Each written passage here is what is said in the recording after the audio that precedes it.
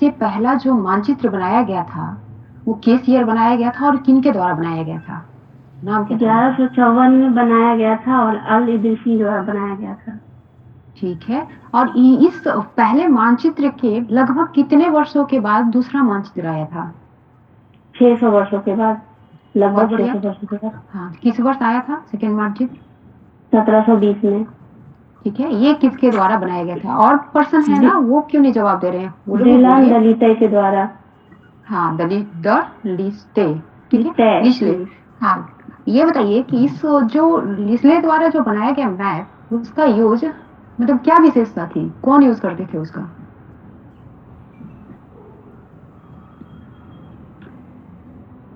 नाविक और स्तुति क्लास को व्यापारी। की थी। हाँ रुकिए, पूनम रुकिए। स्तुति जी आप मैम। बोलिए।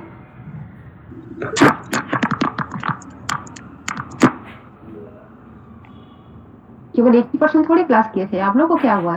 बिल्कुल साइलेंट है ना संदीप का। मैम मैं तो 2 दिन की क्लास कर रही हूँ तो मैं अभी नहीं हूँ। अच्छा, तो फिर ये क्लास आप नहीं की है, ठीक है। जी चलिए, नहीं अच्छा कोई मैम नहीं, मैंने। इसको सुनिए। हेलो सुनिए मैम। इसको। हाँ जी, बोलिए। मैम कल हम भी अब्सेंट थे क्लास में। ये कल का नहीं है, पहले का है ये टॉपिक। जी मैम, तो मैं अब्सेंट था मैम, हम आज से ज्वाइन करना है आपका क्लास। अच्छा अच्छा, कोई नहीं, तो फिर ये चैनल पे अवेलेबल है सारे वीडियोस, ये 7th क्लास का, तो आप वहां से देख के इसको कर लें, ठीक है। ठीक है मैम। चलिए बताइए, पूनम, जी मैम। ये बताइए कि ये जो 1720 में जो मैप आया था लिस्ले महोदय के द्वारा जो लाया गया था, तो इसकी खासियत क्या थी? और पहले जो मैप अभी आपने बताया जो 1154 वाला, तो उसकी कमियां क्या थी, दोनों बताइए जरा। मैम वो मैप उल्टा था, उसमें उत्तर दक्षिण का तरफ और दक्षिण उत्तर की तरफ था। हाँ, जी। ठीक है। और ये और ये, ये बहुत हद तक सटीक था, मतलब हाँ, बहुत हद जो तक सही वर्तमान में, दिखाया गया था। जी। हाँ, जो वर्तमान में हम लोग मैप यूज करते हैं, लगभग वही मैप उन्होंने, लिस्ले साहब ने बनाया था 1720 में, जिसका यूज यूरोप के व्यापारी जो है एक जगह से दूसरी जगह जाने के लिए करते थे। तो ये जो जी। लिस्ले साहब के द्वारा जो मैप बनाया गया था, उसका नाम रखा गया था, नाम क्या था? नुवो। नुवो। बहुत बेहतर। ये बताइए कि एक तो अभी हम वर्तमान में इंडिया के लिए हिंदुस्तान शब्द का यूज करते हैं, ठीक है। बट 13वीं शताब्दी में कुछ खास क्षेत्र के लिए इसका यूज करा था ये मिन्हाज ए सिराज के द्वारा, ठीक है। तो वो कौन से क्षेत्र थे जिसको ये हिंदुस्तान कहा जाता पंजाब। था? मैम हम्म, ये उत्तरी है, पंजाब, पंजाब हरियाणा और हरियाणा और गंगा गंगा के यमुना। मैदान के लिए। गंगा गंगा यमुना गंगा दोआब यमुना के दोआब बीच का के क्षेत्र। मैदान। गंगा यमुना के। हाँ भाई। हाँ, हम्म। गंगा यमुना दोआब के बीच का जो क्षेत्र है, साथ में पंजाब और हरियाणा के लिए यूज किया जाता था ये, ठीक है। किस शताब्दी में यूज किया जाता था ये वर्ड तेरहवीं उस क्षेत्र के शताब्दी। लिए? ये ठीक है। 13वीं सदी में ना। हाँ जी, 13वीं शताब्दी में। बहुत बढ़िया। ये बताइए कि ये जो हिंदुस्तान है, इसका होल मतलब जो अभी पार्ट है इंडिया, उसके लिए इसका यूज हिंदुस्तान का किस शताब्दी से देखा गया? 13वीं शताब्दी में तो वो खास एक एरिया के लिए किया जाता था, जी लेकिन पूरे मैम, हिंदुस्तान 16वीं के लिए, शताब्दी में। हाँ, 16वीं किनके द्वारा किया गया सदी था? क्या मतलब? बाबर के टाइम में किया गया था बाबर मैम ने। ये। हाँ, ठीक है। अच्छा, स्तुति बताएंगे अभी, ठीक है। हम्म। विदेशी शब्द सुनी होंगी। आज हम लोग के लिए विदेशी जो अदर कंट्री के आए हुए लोग हैं उनको माना जाता है, ठीक है, लेकिन मध्य काल में इसका डेफिनेशन कुछ अलग था। तो किनको वो विदेशी मानते थे, ये बताइए स्तुति आप। कोई और पर्सन ट्राई कीजिए। जी मैम, वो जो अलग संस्कृति और समाज के होते थे उनको विदेशी कहा जाता, जैसे और किसी अलग गांव से आते थे जो बाहर के गांव से। हाँ, हाँ जी, बहुत बढ़िया। मतलब अलग संस्कृति या समाज के हो गए, अलग मतलब बगल के गांव के भी लोग हैं तो भी उनको विदेशी कहा जाता था। ये जो है जी मैम। मध्यकाल में प्रचलित था, ठीक है। तो इसको थोड़ा सा याद रखेंगे आप लोग। ये बताइए, एक इतिहासकार हैं जियाउद्दीन बर्नी, इनका संबंध किस शताब्दी से देखा गया है? जियाउद्दीन बर्नी, ये एसआई मेन में पूछा हुआ क्वेश्चन है, ये भी बता रहे हैं हम, तो इसको हल्के में ना ले। 14वीं शताब्दी में है, ठीक है। आप लोग रिवाइज किए हैं कि नहीं किए हैं, ये बताएं, क्योंकि 1-2% बोल रहे हैं, बाकी साइलेंट है पूरी तरह से। स्तुति। पढ़िए फिर से इसको।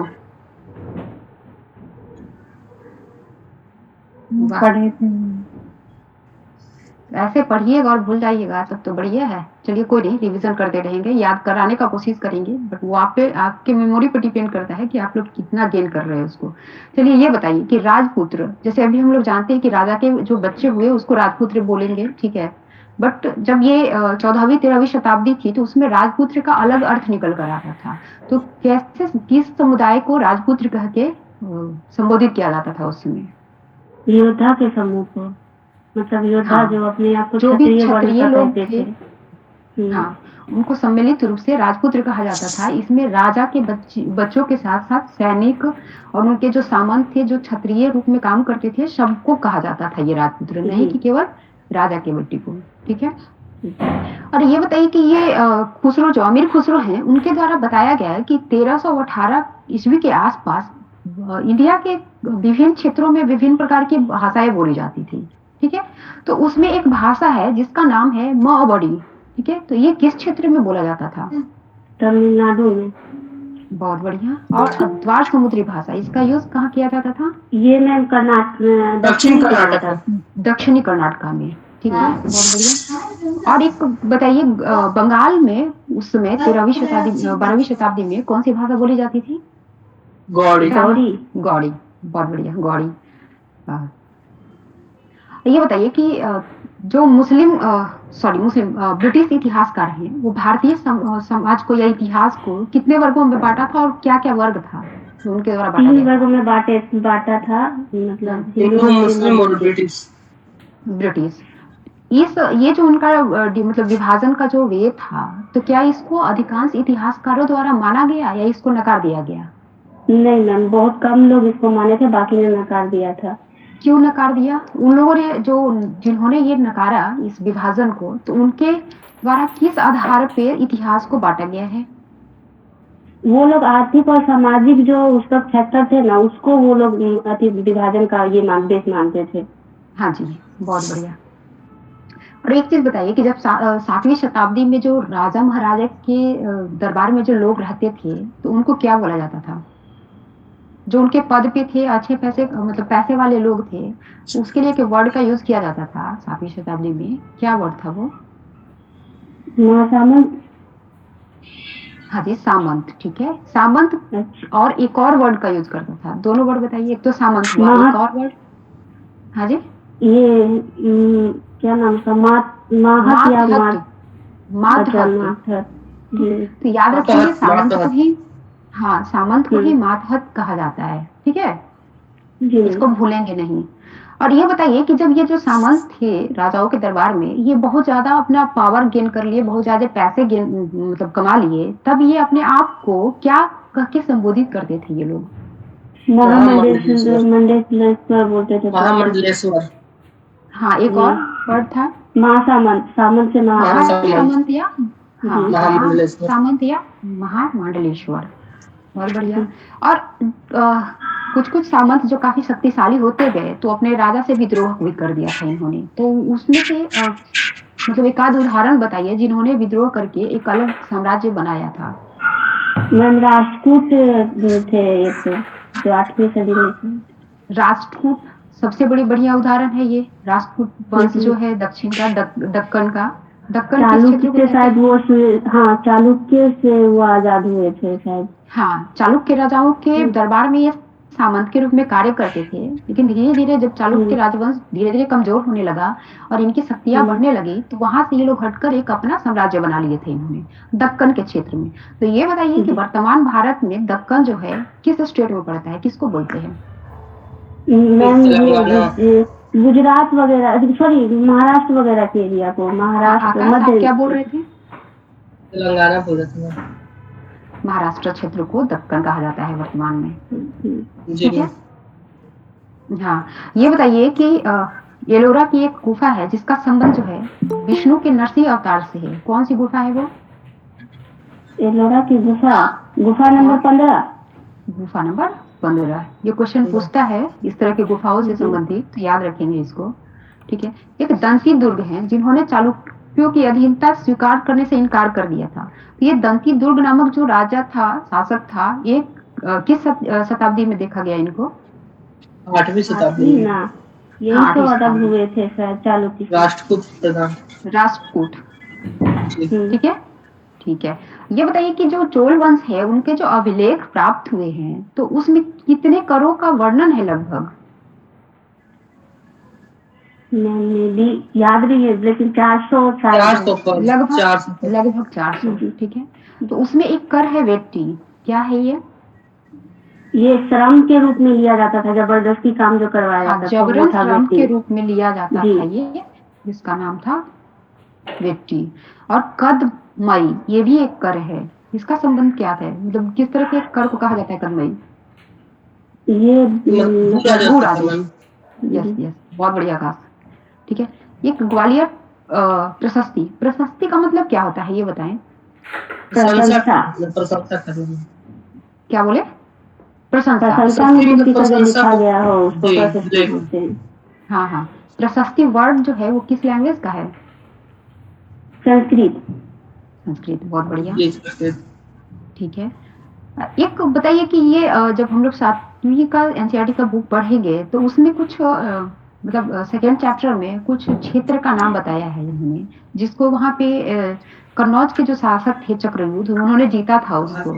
तो एक क्षेत्र है जिसका नाम है अनर्त, ये किस स्टेट से बिलोंग करता था ये क्षेत्र? गुजरात का हिस्सा मैम। अच्छा, नहीं, ये बहुत बढ़िया। गुजरात का है, गुजरात में है। गुजरात, हाँ, आकाश भी जी गुजरात ही बोल रहे थे पूनम। जी मैम जी। और एक अन्ना, हाँ। तुरुस्क नाम का क्षेत्र था, वो किस स्टेट से तुर्क, बिलोंग करता था? तुर्क, ये वो तुर्की तुर्क है का मैम। था। ये तुर्की का था क्षेत्र, भारत से जी मैम। संबंधित नहीं था, ठीक है। जी मैम। जी। हाँ, ये बताइए कि कल्हण के द्वारा राजत रंगनी किस शताब्दी में लिखा गया था? 12वीं शताब्दी। हम्म, जी मैम। जनरली जो प्रशस्ति है वो राजाओं की प्रशंसा करती थी, बट एक जो कल्हण द्वारा जो राजत रंगनी लिखी गई रंगनी, इसकी विशेषता क्या थी? ये सबसे अलग क्यों था, जबकि ये भी प्रशस्ति ही है, बट ये कुछ इसमें खासियत है राजा इसकी, की क्या है नीतियों ये? का आलोचना उसमें किया गया था। आलोचनात्मक रूप दिखाया गया। जी हाँ। जी। बहुत बढ़िया, एकमात्र प्रशस्ति ऐसा है जिसमें राजाओं हाँ की आलोचना भर भर के की गई है, ठीक है। जी। ये बताए कि महमूद गजनवी जो है वो 1000 से 1025 ईस्वी के बीच में जो है भारत पर कितनी बार आक्रमण किया था इन्होंने? 17 17 बार। बार। 17 बार, बहुत बढ़िया। और एक मुटियार नामक एक छोटा मुखिया परिवार था, इनका जो शासन देखा गया है तो किस नदी के डेल्टा के क्षेत्र में देखा गया है? कावेरी डेल्टा। कावेरी नदी की डेल्टा।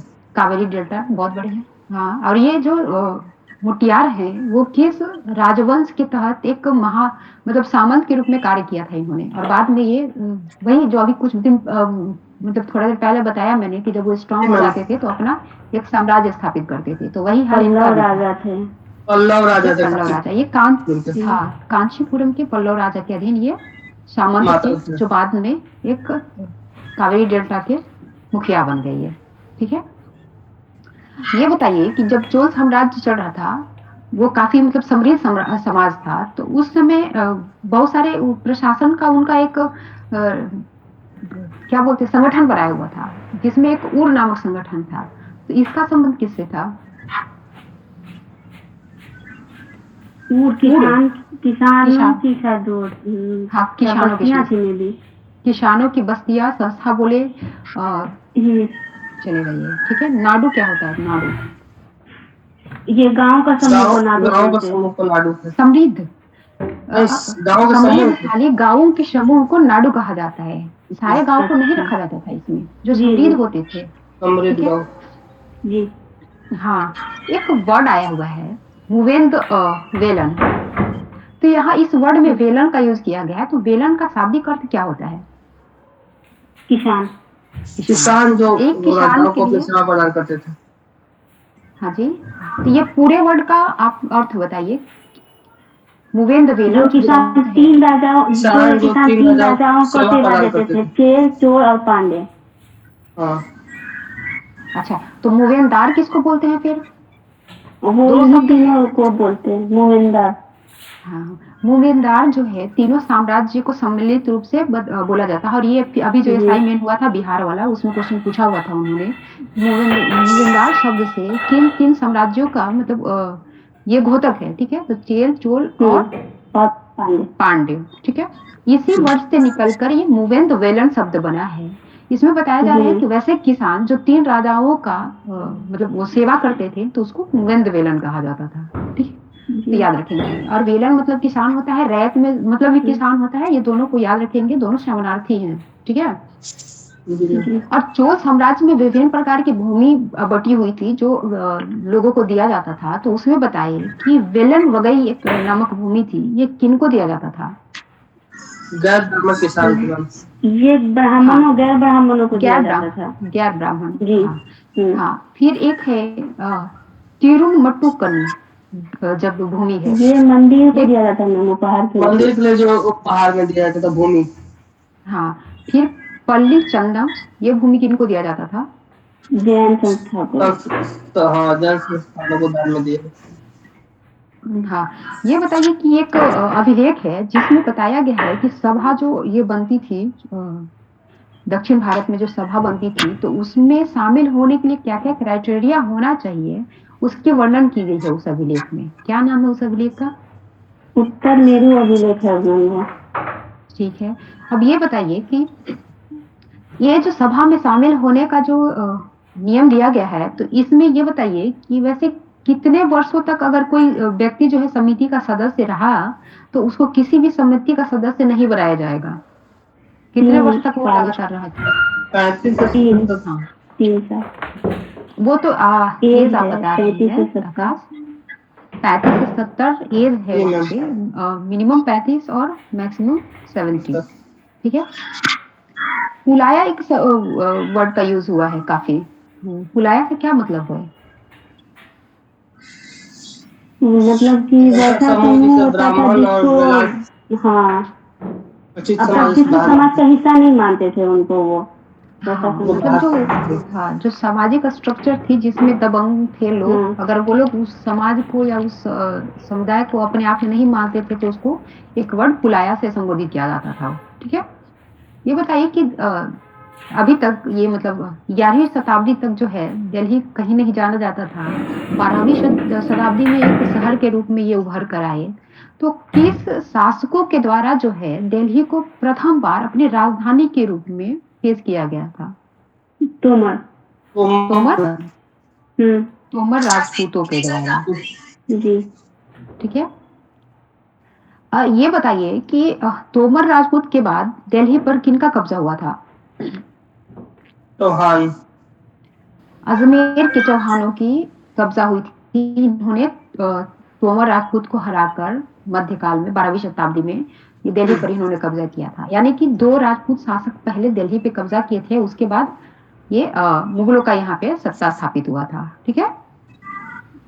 ये बताइए कि दिल्ली से एक सिक्के निकाले जाते थे, उसका कुछ विशेष नाम होता था। क्या नाम था उस सिक्के वही का? दहलीवाल। दहलीवाल दिल्ली होता है। वाला। दिल्ली का। हाँ हाँ। और दिल्ली में जो है सल्तनत काल की स्थापना किस शताब्दी में देखी